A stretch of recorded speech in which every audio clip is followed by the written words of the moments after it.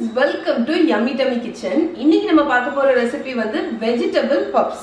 So இந்த puffs வந்து நம்ம from the scratch பண்ண போறோம். அதாவது first இது வந்து 3 ஸ்டெப்பா வரும். First step வந்து puff pastry dough பண்ண போறோம். Second step வந்து அதோட filling பண்ண போறோம். Third step வந்து அந்த puff pastry-ய வந்து assemble பண்ணி bake பண்ணி எடுக்க போறோம்.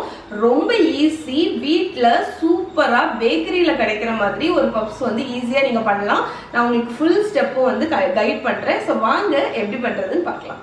ஃபர்ஸ்ட் ஸ்டெப் என்ன பண்ண போறோம்னா நம்மளோட பஃப் பேஸ்ட்ரி டோ பண்ண போறோம்.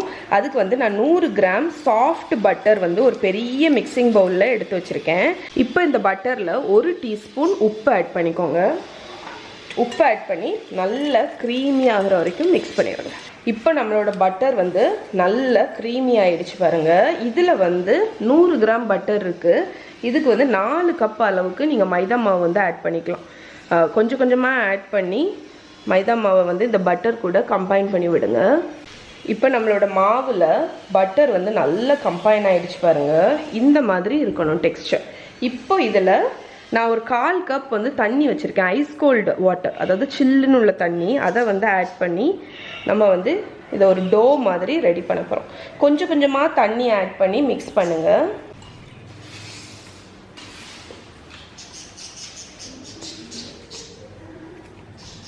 இப்போ டோ வந்து நல்ல சாஃப்டாக பிசைஞ்சாச்சு. இதை வந்து ஒரு துணி வச்சு மூடி ஒரு 15 மினிட்ஸ் ஓரத்தில் எடுத்து வச்சிடலாம்.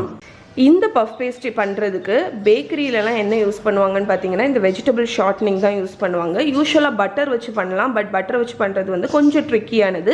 பட் இந்த வெஜிடபிள் ஷார்ட்னிங் வந்து உங்களுக்கு பர்ஃபெக்டான ஃப்ளேக்கி பஃப் பேஸ்ட்ரி கொடுக்கும், கடையில் உள்ளது மாதிரி. அதே மாதிரி இது ரொம்ப ஈஸியும் கூட. இதோட லிங்க் வந்து நீங்கள் இது அமேசானில் வாங்கிக்கலாம், இல்லைன்னா வந்து லோக்கல் ஸ்டோரில் கூட கிடைக்கும். இது வனஸ்பதி கிடையாது, இது வந்து வெஜிடபிள் ஷார்ட்னிங். இதோட லிங்க் வந்து கீழே டிஸ்கிரிப்ஷனில் கொடுக்குறேன், நீங்கள் வந்து செக் பண்ணிக்கோங்க. இப்போ நம்மளோட டோவை வந்து எடுத்தாச்சு. இதை வந்து நம்ம வந்து ஒரு ரெக்டாங்கிள் பெரிய ஷீட் மாதிரி ரோல் பண்ணிடலாம். இப்போ பார்த்தீங்கன்னா நம்ம பேஸ்ட்ரியை வந்து ரோல் பண்ணியாச்சு. இப்போ வந்து நம்ம வச்சிருக்கிற அந்த ஷார்ட்னிங்கை எடுத்து இதுக்கு மேலே வந்து அப்ளை பண்ணிடலாம்.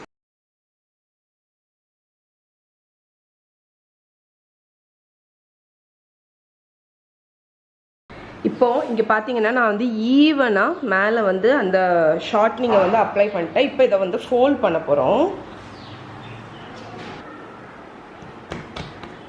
இப்போ இதை வந்து மறுபடியும் ஃபோல்ட் பண்ண போகிறோம். இந்த மாதிரி ஃபோல்ட் பண்ணதுக்கப்புறம் எக்ஸ்ட்ராவாக கொஞ்சம் மாவு வந்து தூவிக்கோங்க. தூவிட்டு நம்ம வந்து இப்படி இருந்துச்சுல அதை இந்த மாதிரி வச்சு ரோல் பண்ண போகிறோம்.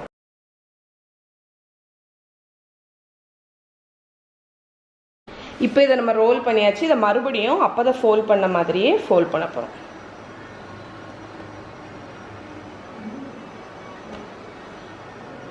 நீங்கள் தேவைப்பட்டால் கொஞ்சம் மாவு வந்து டஸ்ட் பண்ணிக்கோங்க.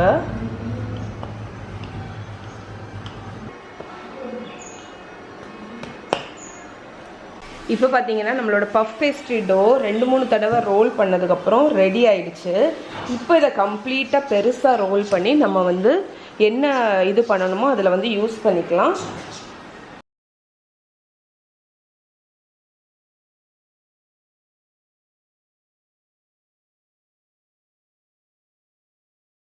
இப்போ நான் வந்து நம்மளோட பேஸ்ட்ரி ஷீட்ஸை நல்லா ரோல் பண்ணிட்டேன். இப்போ சைடை வந்து ட்ரிம் பண்ணிடலாம்.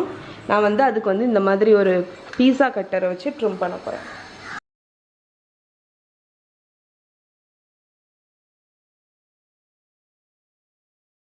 இப்போ நம்ம வந்து பேஸ்ட்ரி ஷீட்ஸை நீட்டாக சைடில் ட்ரிம் பண்ணியாச்சு. இப்போ வந்து உங்களுக்கு எந்த அளவுக்கு இது தேவையோ அந்த அளவுக்கு நம்ம கட் பண்ணிடுறோம்.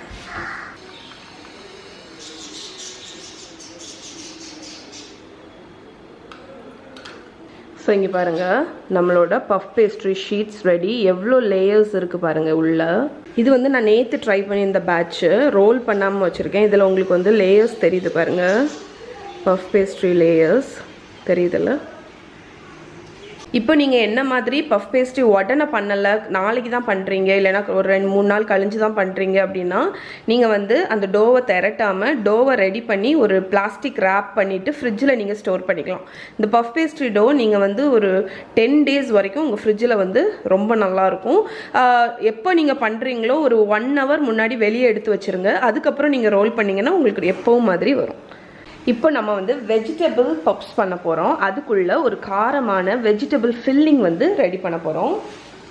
அதில் ஒரு 1 tablespoon ஆயில் ஆட் பண்ணிக்கோங்க. 2 வெங்காயம் ஸ்லைஸ் பண்ணி வச்சுருக்கேன், அதை ஆட் பண்ணிடுங்க. வெங்காயத்துக்கு கூடயே ஒரு பிஞ்ச் உப்பு, அப்போ வெங்காயம் வந்து ஃபாஸ்ட்டாக வதங்கும்.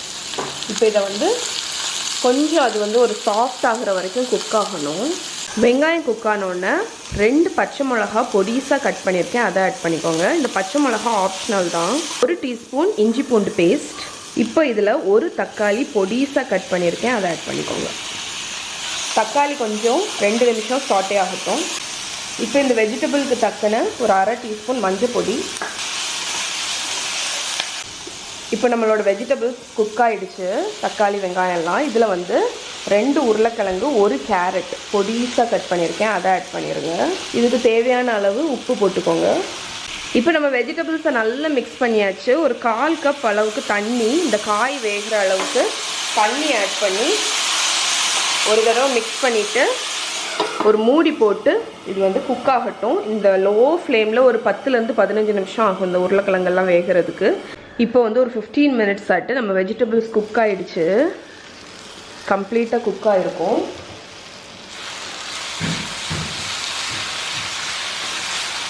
இப்படி ஒரு பொட்டேட்டோவை இப்படி கட் பண்ணி பாருங்கள். அது வந்து கட் ஆகிடுச்சு அப்படின்னா வெஜிடபிள்ஸ் வந்து வெந்துடுச்சுன்னு இருக்கும். ஸோ குழந்தைங்கள்லாம் சாப்பிட்றதுனால நான் ஒரு 1/2 teaspoon சில்லி பவுடர், அதே மாதிரி 1/2 teaspoon கரம் மசாலா பவுடர் போட்டுட்டு நல்லா மிக்ஸ் பண்ணி விட்டுருங்க. நம்மளோட வெஜிடபிள் பப்ஸுக்கான ஃபில்லிங் வந்து ரெடி ஆயிடுச்சு. இப்போ அவனை வந்து 200 degree செல்சியஸ்க்கு வந்து ஒரு 15 minutes வந்து ப்ரீஹீட் பண்ணிவிடுங்க. பப்ஸ் நம்ம ஃபில் பண்ணி மடக்குனதுக்கப்புறம் நீங்கள் வந்து இந்த எக்கை வச்சு மேலே கொடுத்தீங்கன்னா உங்களுக்கு நல்ல கோல்டன் கலரில் வரும். பட் நீங்கள் எக்கு வந்து ப்ரிஃபர் பண்ணல அப்படின்னா ஜஸ்ட் ஒரு பால் வச்சு கூட நீங்கள் ப்ரஷ் பண்ணலாம். அப்படி இல்லைன்னா நீங்கள் ப்ரஷ் பண்ணாமல் கூட விடலாம். இப்போ நம்மளோட பஃப் பேஸ்ட்ரி ஷீட்ஸில் நீங்கள் எந்த ஷேப்பில் வேணாலும் இதை வந்து ஃபில் பண்ணலாம். இப்போ இதில் சென்டரில் நான் கொஞ்சோண்டு பொட்டேட்டோ ஃபில்லிங் வைக்கிறேன். நான் இந்த ட்ரையாங்கிள் மாதிரி ஃபோல்ட் பண்ண போகிறேன். லைட்டாக ப்ரெஸ் பண்ணிடுங்க. இந்த ஓரத்தை வந்து டிஸ்டர்ப் பண்ணாமல் வச்சுக்கோங்க, ஏன்னா அதுதான் உங்களுக்கு பஃப் ஆகும்.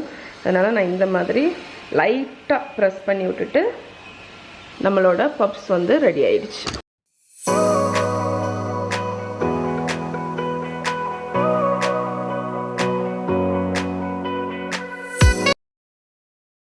இப்போ நம்மளோட பஃப் பேஸ்ட்ரிஸ் எல்லாமே ரெடி ஆயிடுச்சு. இப்போ ஃபைனலாக நம்ம எக் வாஷ் வச்சுருக்கோம்ல, அந்த எக் வாஷை வச்சு பேஸ்ட்ரிக்கு மேலே நல்லா ஜெனரஸாக ப்ரஷ் பண்ணிடுங்க. இது இல்லை அப்படின்னா நான் சொன்ன மாதிரி நீங்கள் பண்ணணும்னு இல்லை, பட் இது வந்து உங்களுக்கு நல்ல ஒரு ஷைனிங்கான அந்த கோல்டன் கலர் கொடுக்கும். நம்மளோட பஃப் பேஸ்ட்ரி எக் வாஷ் பண்ணியாச்சு. இப்போ இதை அவனில் வச்சு அவன் வந்து 200 degree செல்சியஸ்க்கு ப்ரீஹீட் பண்ணியிருக்கேன். இதை வந்து அவனில் வச்சு ஒரு 20 to 25 minutes வரைக்கும் பேக் பண்ணி எடுத்துருங்க. மேலே வந்து நல்ல கோல்டன் கலரில் வரணும். ஓகே ஃப்ரெண்ட்ஸ், ஸோ இங்கே பாருங்கள் நம்மளோட பப்ஸ் வந்து 25 minutes வந்து பேக் ஆச்சு. ஸோ இங்கே எவ்வளோ அழகாட்டு பஃப் ஆகி இருக்குது பாருங்கள், பர்ஃபெக்டாக இருக்குது, அவ்வளோ கிறிஸ்பியாக இருக்குது, அவ்வளோ லைட்டாக இருக்குது. ஓகே ஃப்ரெண்ட்ஸ், ஸோ இங்கே பாருங்கள் நம்மளோட சூப்பரான வெஜிடபிள் பப்ஸ் ரெடி ஆகிடுச்சு. இதுக்கு ஃபில்லிங் வந்து நீங்கள் வெஜ்ஜு தான் வைக்கணும்னு இல்லை, சாக்லேட் கூட வைக்கலாம். அப்படி இல்லைன்னா சிக்கன், முட்டை எது வேணாலும் நீங்கள் வச்சுக்கலாம். ரொம்ப ஈஸி பண்ணுறது, அப்படியே பேக்கரியில் கிடைக்கிற பப்ஸ் மாதிரியே இருக்குது. ஸோ இப்போ இதை வந்து உங்களுக்கு பிச்சு காணிக்கிறேன்.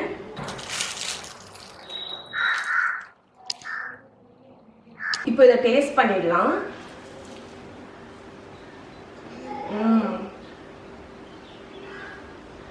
ரொம்ப கிறிஸ்பியா இருக்கு, உள்ள உள்ள ஃபில்லிங் வந்து ரொம்ப நல்லா இருக்கு. அது வந்து அந்த அவுட்டர் வந்து கிறிஸ்பியாட்டு, அந்த கிரன்ச்சியா ஃப்ளேக்கியா ரொம்ப நல்லா இருக்கு. கண்டிப்பா ட்ரை பண்ணி பாருங்க. இந்த ஃபுல் ரெசிபி உங்களுக்கு வந்து மெஷர்மெண்ட்ஸ் எல்லாமே yummytummyaarthi.comல இருக்கு. கீழே வந்து என்னோட வெப்சைட்டோட லிங்க் கொடுக்குறேன், செக் பண்ணுங்க. அண்ட் இந்த ரெசிபியை நீங்க ட்ரை பண்ணி பாருங்க. கண்டிப்பா ட்ரை பண்ணீங்கன்னா எப்படி இருக்குன்னு சொல்லுங்க. இதோடு இன்னைக்கு வீடியோ முடிச்சுக்கிறேன். இன்னொரு வீடியோல இன்னொரு இன்ட்ரெஸ்டிங்கான ரெசிபியோட உங்களை மீட் பண்றேன். பாய். அண்ட் உங்களுக்கு ஏதாவது ரெசிபி வேணும்னா கீழே வந்து கமெண்ட்ல சொல்லுங்க, நான் கண்டிப்பா அதை ட்ரை பண்ண பார்க்குறேன். ஓகே, பாய்.